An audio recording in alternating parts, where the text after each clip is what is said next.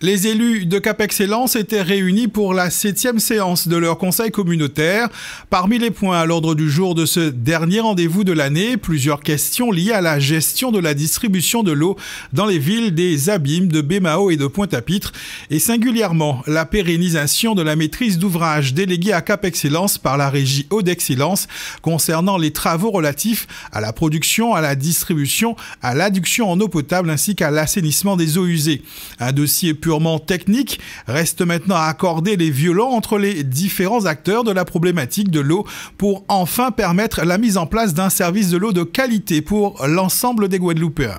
C'est une forme de sagesse de la part du président de la région de mettre quelque part de côté cette affaire de débat, de religion éternelle sur un syndicat unique ou même une habilitation unique et reconnaître qu'on peut aller tout de suite, c'est lui qui l'a dit, on peut y aller, l'argent est là, on peut financer, c'est ce que je demande depuis longtemps. Reste à mettre en place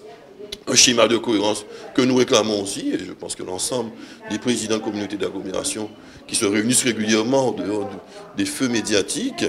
nous sommes d'accord aussi pour mettre en place un schéma de cohérence pour que ces investissements que nous programmons sur l'ensemble de nos territoires respectifs puissent être mis en cohérence pour éviter des cheminements de travaux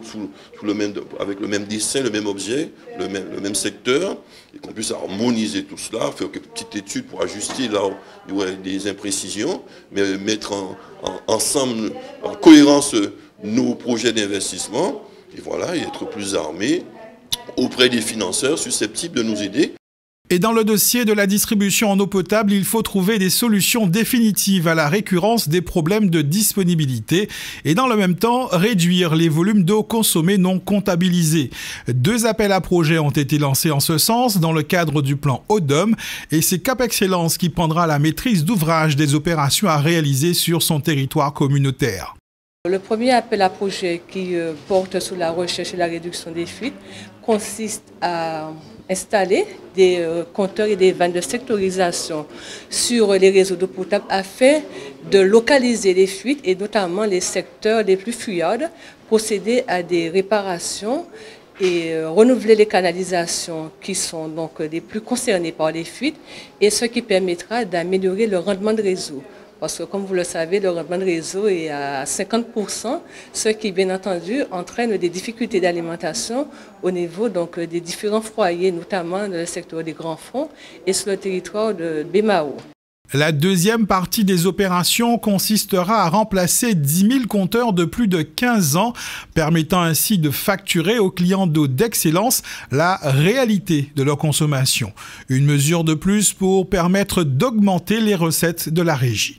À la suite de la délégation de services publics de Général des Eaux, il a fallu, je dirais, reprendre ce fichier client tant sur le terrain qu'au niveau donc, des informations contenues au niveau administratif de ces clients, procéder à certains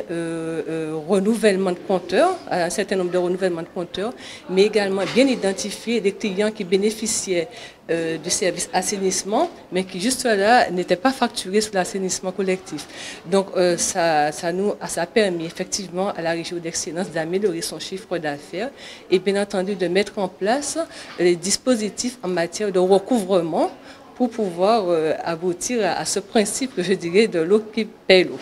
Également, à l'ordre du jour de ce dernier conseil communautaire de l'année de Cap Excellence, plusieurs points relatifs à la compétence économique confiée à la communauté d'agglomération par la loi NOTRe-d'août 2015. Les élus communautaires devaient débattre et valider les arrêtés municipaux des Abîmes, Bémao et Pointe-à-Pitre concernant les dérogations accordées au commerce de détail pour les ouvertures dominicales. Si la nécessité de permettre aux petits commerces de sortir la tête de l'eau est partagée par tous, cette question des ouvertures dominicales a suscité un débat quelquefois musclé.